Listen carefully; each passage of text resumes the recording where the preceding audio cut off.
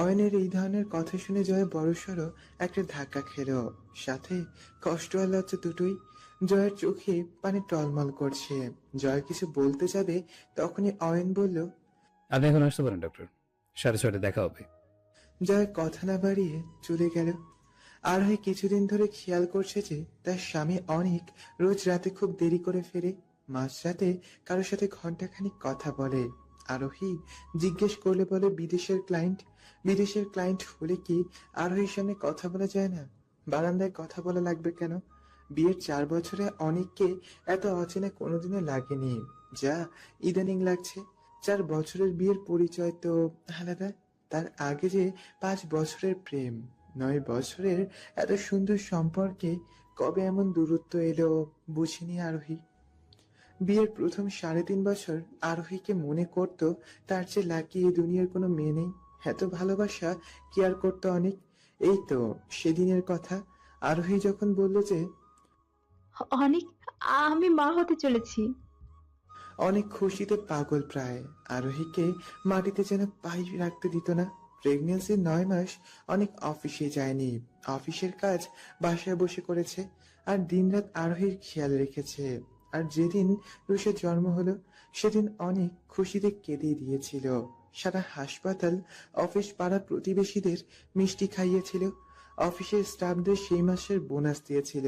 মাসের মাঝখানে কত সুন্দর ছিল আরোহী, মাঝখানে কত সুন্দর ছিল আরোহী। অনেকের আরোহীর সংসার ছোট্ট রুষাকে নিয়ে, কিন্তু গত 1 মাস ধরে অনেক বদলে গেছে। আরোহীকে সময় দেয় না, সেটা আলাদা। সে তো ইদানিং তাদের রুষাকেও সময় দেয় না।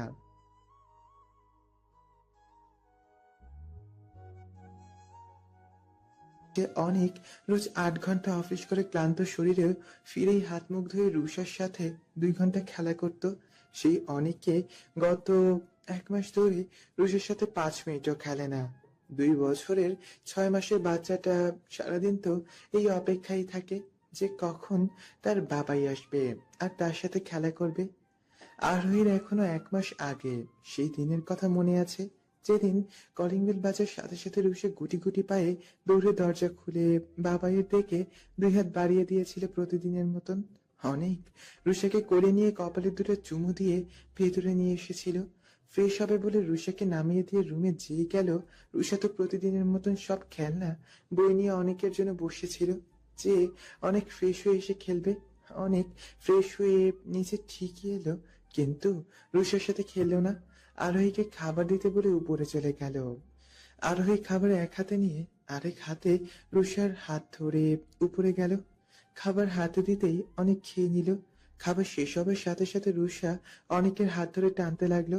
অনেক বলেছিল, মা আজ আমি অনেক ক্লান্ত, আজ খেলবো না। রুষা সেদিন লক্ষ্মী মেয়ের মতন অনেকের গালে চুমু দিয়ে একা একাই খেলবে বলে নিচে গেল। আরোহী সেদিন অনেককে অন্যরকম লাগলেও ভেবেছিল সত্যি অনেক আজ অনেক ক্লান্ত।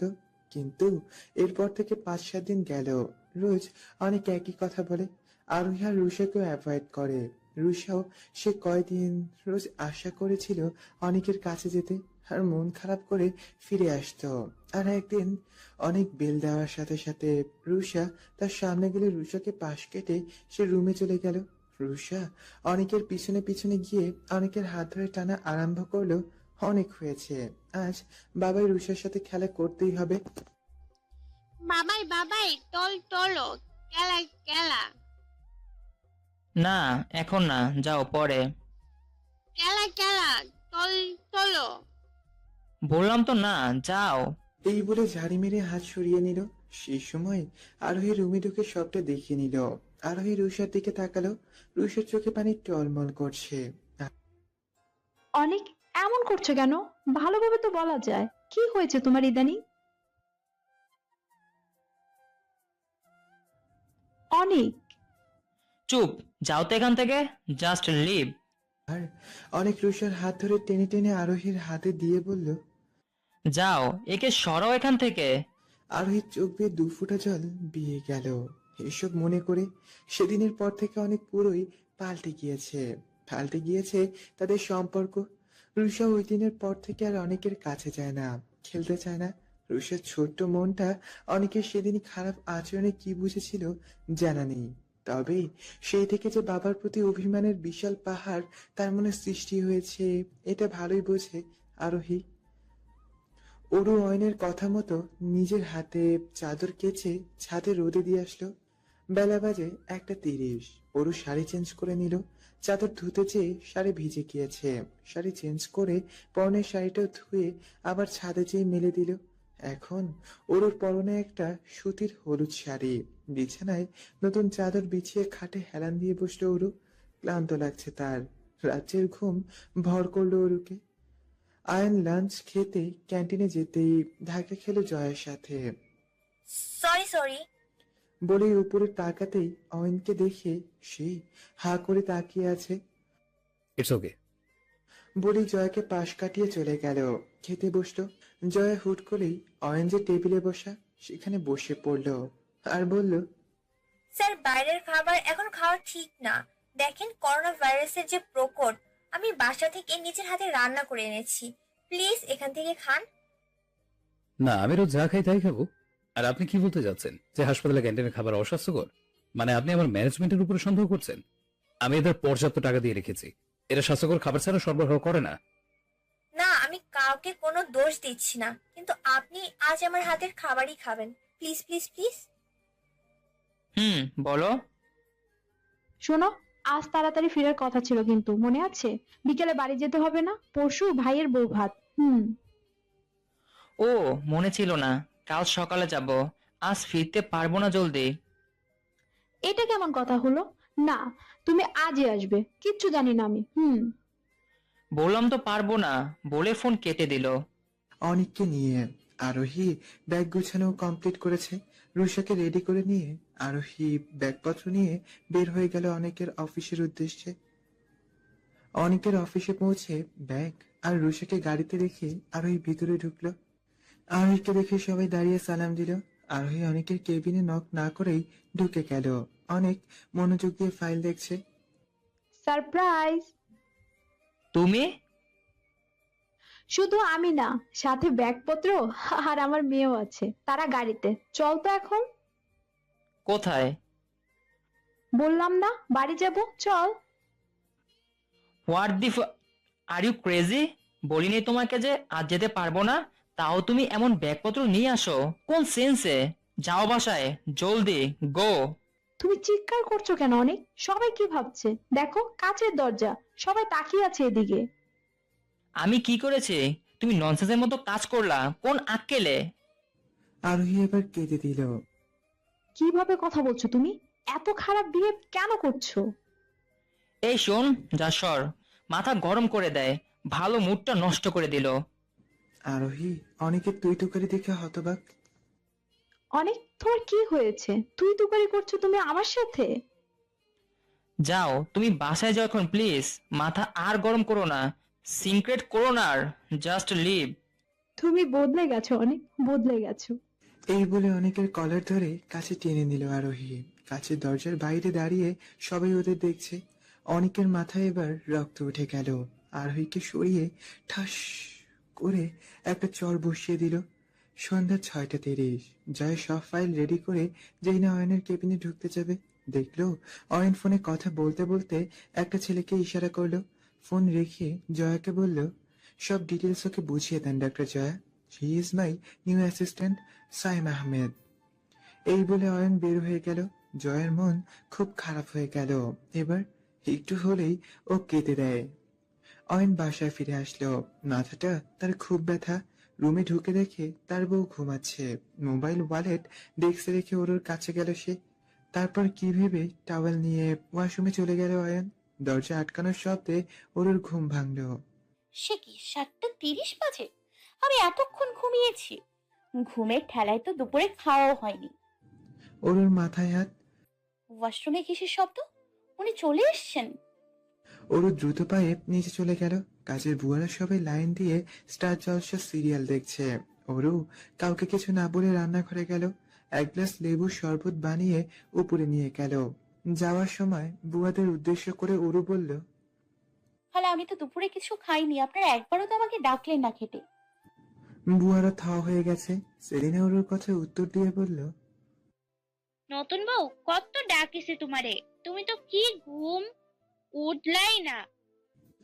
আসলে কেউই ওরুকে ডাকেনি, কারণ তারা ভুলে গিয়েছিল যে ঘরে নতুন একটা বউ আছে।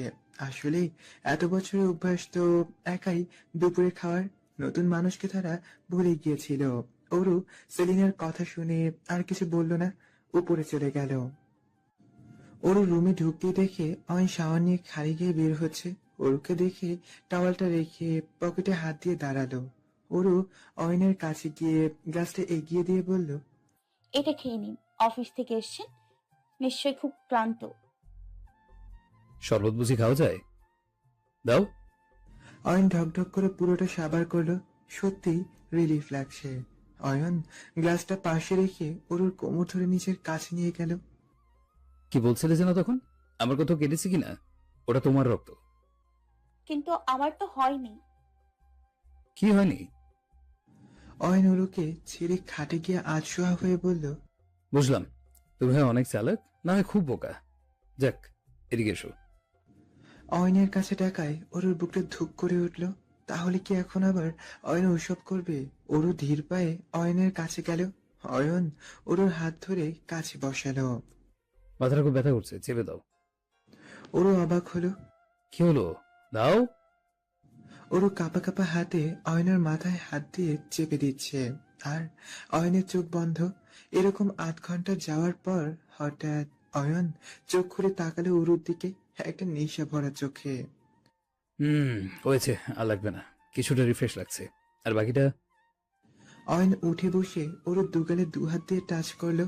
তারপর হুট করে ওরুর ঠোঁটে নিজের ঠোঁট মিলিয়ে দিল। ওরুর চোখ পুরো বড় বড় হয়ে গেল। অয়ন উঠে বসে ওর দুগাল 2 হাত দিয়ে টাচ করলো। তারপর হুট করেই ওর ঠোঁটে নিজের ঠোঁট মিলিয়ে দিল। ওর চোখ তো বড় বড় হয়ে গেল। কলিং বেলের আওয়াজে ঘোর কাটল অয়নের। ওর চোখ কুচকে আছে এখনো। অয়ন হেসে দিল আর বলল, আর বাকিটা এই এখন হলো। ইয়া, নাও আই ফিল রিলিফ।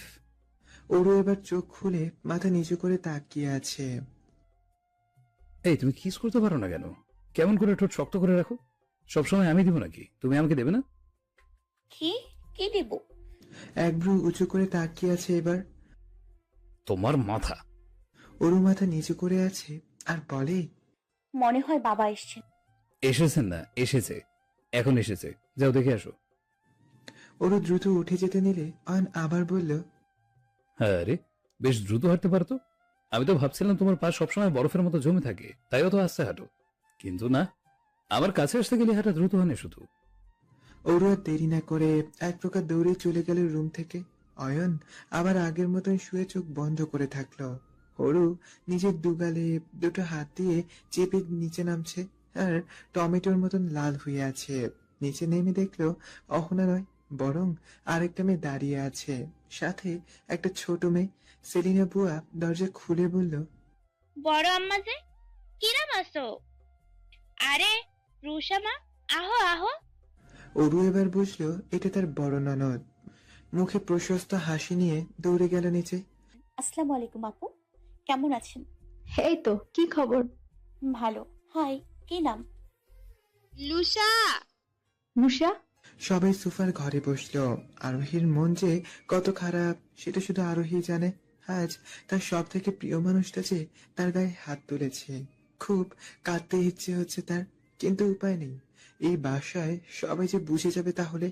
ওরও যে বাসায় নতুন, তাই তো সে বুঝতে পারেনি যে আরোহীর ভালো আছে কথাটা যে পুরোপুরি মিথ্যা।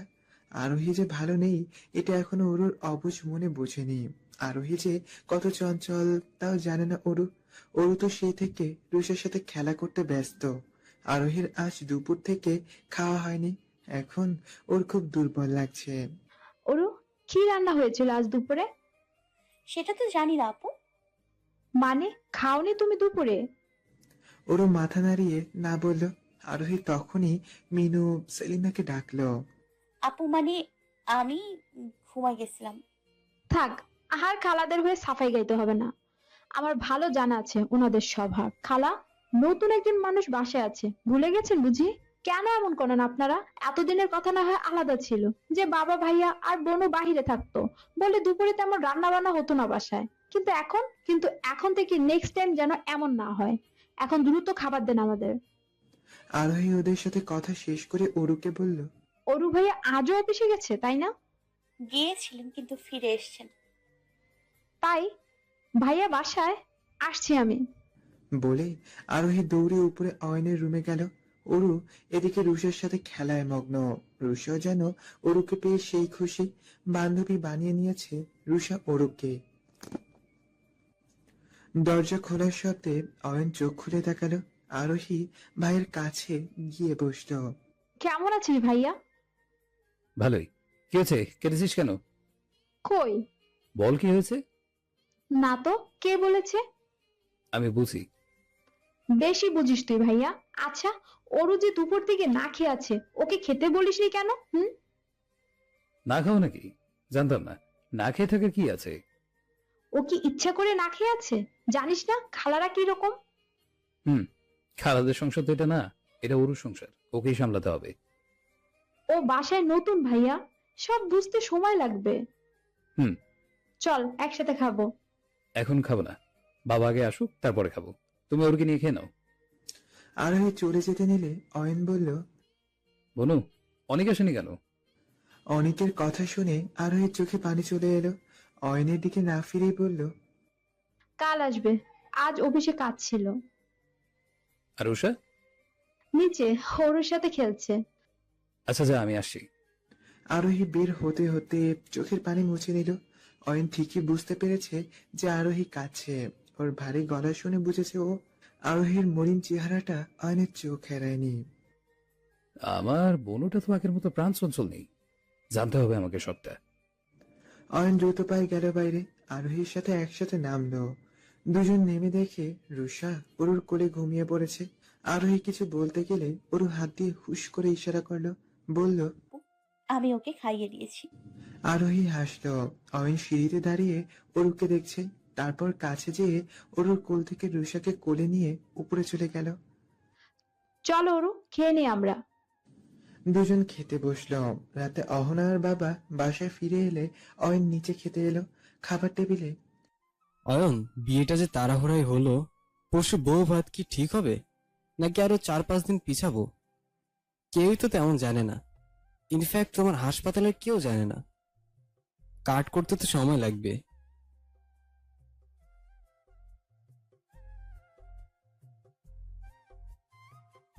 হ্যাঁ বাবা, অহন ঠিক বলেছে। আমি আমার বন্ধুদের আর হসপিটালে সবাইকে ইমেল করে ইনভাইট করে দেবো রাতে। আমি আত্মীয় স্বজনদের ইমেল করে দিব তাহলে। বাবা অনেকে আর ওর পরিবারকে ফোন করে বলবে শুধু। আচ্ছা। খাওয়া শেষ। সবাই যে যার মতন রুমে চলে গেল। আরোহী আর রুষা আগেই ঘুমিয়ে গিয়েছে। অরু ওদের রুমে পানি রেখে রুমে এসে দেখলো অয়ন ল্যাপটপে কাজ করছে। অরুর খুব ভয় করছে। আজ কি করবে অয়ন? অরু নিজের শাড়ির আঁচলটা হাতে দিয়ে পেঁচাচ্ছে আর খুলছে, আবার পেঁচাচ্ছে, খুলছে। অয়ন কাজের ফাঁকে একবার অরুকে দেখিয়ে নিল। অরু ঠায় দাঁড়িয়ে আছে এখনো। এই দেখিয়ে অয়ন বলল, কি ওভাবে বোকার মতো দাঁড়িয়েছো কেন? অরুর সাথে সাথে ওয়াশরুমে দৌড়। অয়ন অরুর এই কাণ্ড দেখে তো বোল্ড। অয়ন কিছুক্ষণ অরুর যাওয়ার হ্যালো বন্ধুরা, পরবর্তী পার্ট খুব তাড়াতাড়ি আসবে, তো সবাই অপেক্ষায় থাকো। আর চ্যানেলটি যারা এখনো সাবস্ক্রাইব করোনি তারা পরবর্তী পার্ট দেখার জন্য চ্যানেলটি সাবস্ক্রাইব করে রেখো। ধন্যবাদ সবাইকে, আমাদের সাথেই থেকো।